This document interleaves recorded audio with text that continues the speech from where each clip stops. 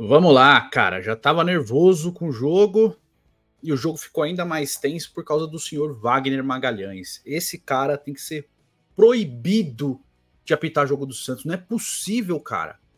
Foi o mesmo árbitro que deu aquele pênalti do Zanocelo inexistente ano passado, né?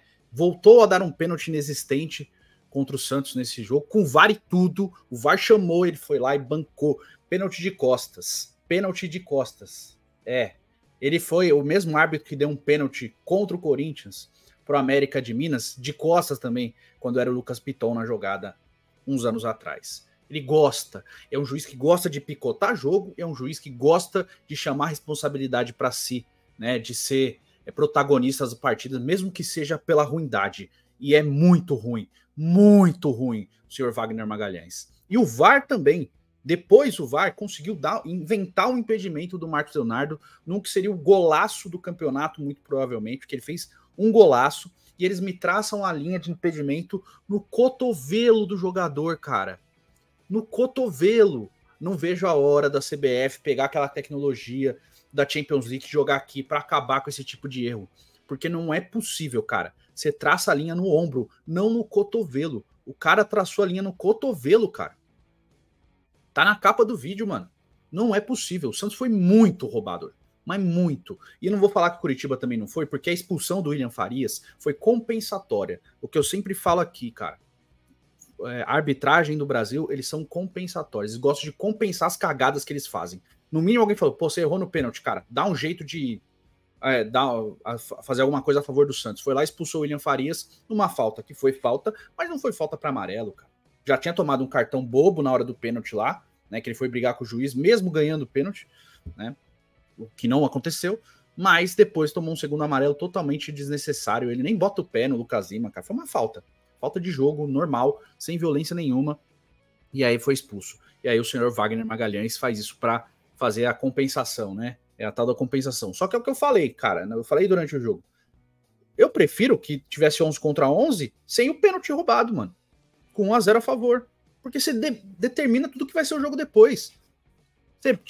Você bota um outro time sentado na defesa o tempo inteiro, que foi o que o Coritiba fez, né? Enquanto outro time tenta jogar bola, que foi o que o Santos tentou. Não foi um grande jogo, o Santos sofreu bastante para criar, mas porque o Coritiba veio para picotar o jogo e faz parte da estratégia do Coritiba, cabe ao árbitro não permitir esse tipo de coisa. Só que o árbitro resolveu entrar na onda e picotar o jogo junto. Mano, como é ruim esse cara. Como é ruim o Wagner Magalhães. É ruim. É o pior árbitro de todos, cara. Ele é pior que a Edna, ele é pior que todos. É o pior árbitro que tem no futebol brasileiro. É impressionante como ele é ruim. Todos os times reclamam desse árbitro.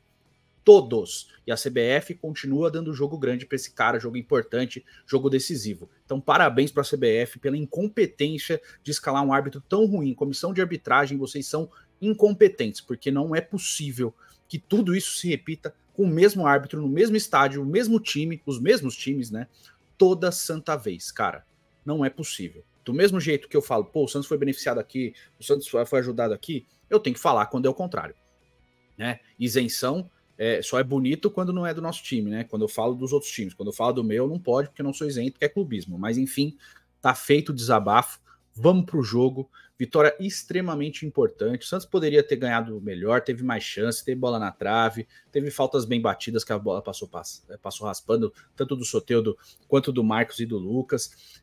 O Marcos Leonardo teve 3 grandes chances, né? Uma de pé esquerdo numa tabela com o Lucas Lima, que ele acaba batendo na rede pelo lado de fora, uma cabeçada que passa raspando o ângulo do goleiro do Coxa, e, né, depois ele acaba fazendo o segundo gol, numa bela jogada do Soteldo, e também faz aquele golaço que o VAR conseguiu enfiar no rabo e anular o gol do campeonato. Parabéns para o VAR pela incompetência. Eu espero que a diretoria do Santos não seja omissa e vá lá e faça uma representação, porque mesmo com a vitória, o Santos tem reclamado dessa arbitragem, porque foi impressionante o que aconteceu na Vila Belmiro hoje, cara.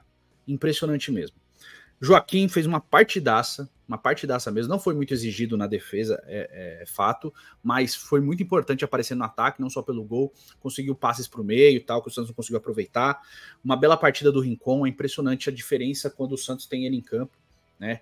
E inclusive auxiliando na criação, né? Apesar dele ser um primeiro volante, ele auxilia muito na criação, né? Ele tem um ótimo passe, então ele chega perto da área e tal.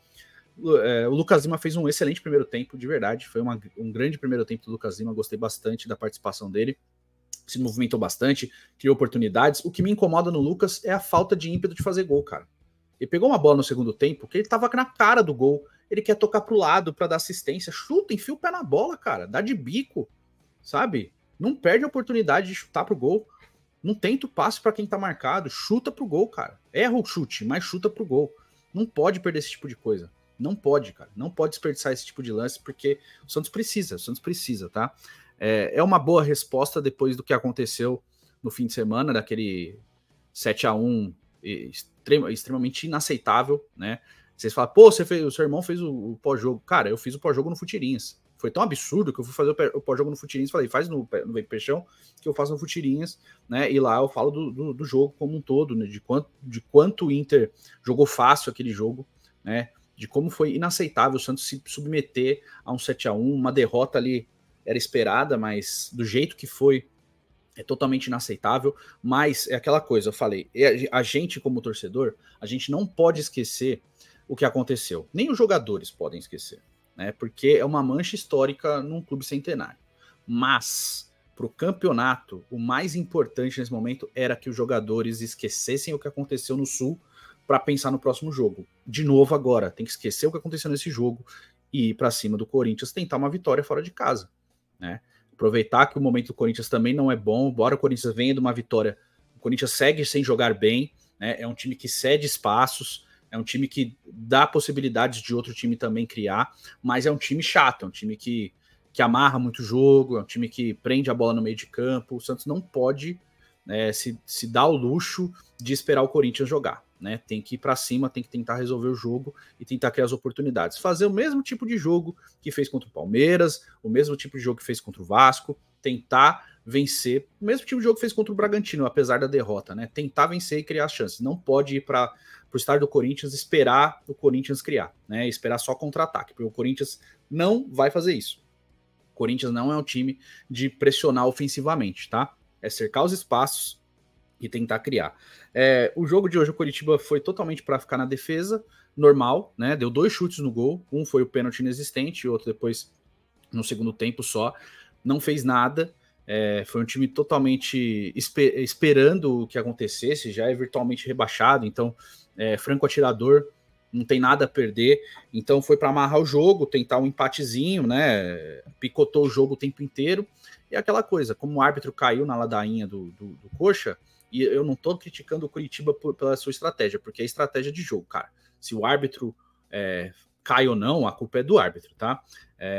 E eu tenho uma coisa, árbitro bom é o que não atrapalha o desenvolvimento do jogo, é o que passa ileso. Não é o caso do Wagner Magalhães, né? Ele gosta de chamar atenção, ele faz questão disso.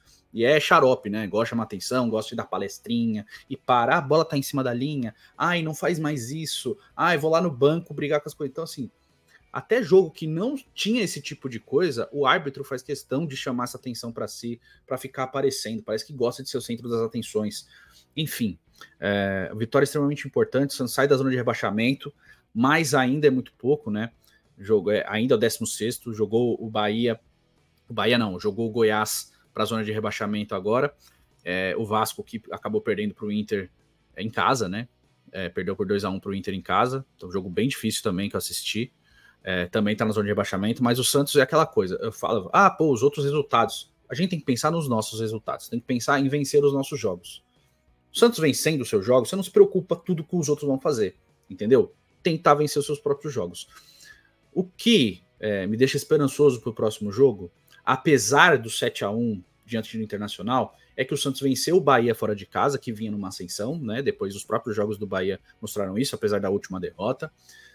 A vitória em cima do Palmeiras mostrou isso também. O Palmeiras agora voltou a vencer, né? O clássico contra o São Paulo mostrou isso bem. E venceu o Vasco, né? Em casa, venceu agora o Coxa, perdeu para o Bragantino em casa jogando melhor. E é isso, cara. Eu acho que o Santos tem que pensar jogo a jogo, encarar cada jogo como se fosse uma final mesmo. Mesmo o jogo do Corinthians vai ser assim, contra o Flamengo vai ser assim também, e assim sucessivamente, né? Depois recebe o Cuiabá e tem que vencer também, tem que ser esperto, tem que fazer um jogo conciso, um jogo de cabeça fria para conseguir os resultados. Então, cara, é jogo a jogo, todo jogo é uma final. Os próprios jogadores permitiram chegar nesse momento, né? Chegar nessa situação, e agora é todo mundo abraçado e tentar fazer por onde para conseguir escapar dessa situação extremamente incômoda que o Santos vive. Eu poderia ficar falando de jogadores individualmente aqui, jogadores que me incomodam, eu já falei várias vezes aqui de Lucas Braga, etc. Mas resolvi que nesse momento eu não vou individualizar muitas coisas. Apesar do que aconteceu com o Vladimir e tal, não vou individualizar. Eu acho que não é hora, nesse momento, de pegar isso e deixar tanto em evidência, a não ser que tivesse um vexame atrás do outro, uma derrota em cima da outra, que não é o momento que está acontecendo. O Santos teve 2 derrotas, uma delas extremamente humilhante, mas vendo o retrospecto, pegando resultados, bom, tá? São 4 vitórias em 6 jogos, né? Não tinha acontecido isso até o momento. São 2 derrotas complicadas, mas são 4 vitórias em 6 jogos. Então, querendo ou não, em números é uma coisa positiva, tá bom? Então, olhando para isso, eu acho que eu vou focar nos desempenhos de cada jogo e não vou individualizar a culpa. Quando acabar a temporada, aí eu venho e faço aquela análise, falo de nome a nome, quem eu acho que tem que sair, né? Meto a bronca no presidente e seus conchavos, né? Que pegou empréstimo de novo, né? Porque tava tudo no azul, tava maravilha, mas agora pegou empréstimo porque o time tá com dificuldade financeira. Então a gente entra nesses pormenores. Mas até encerrar o campeonato, até o Santos estar livre do rebaixamento, eu vou ter essa conduta, tá bom? Espero que vocês entendam. Mas é isso. Quero saber sua opinião, diz aí nos comentários. Vamos respirar, vamos aproveitar que domingo tem mais. Valeu, um abraço.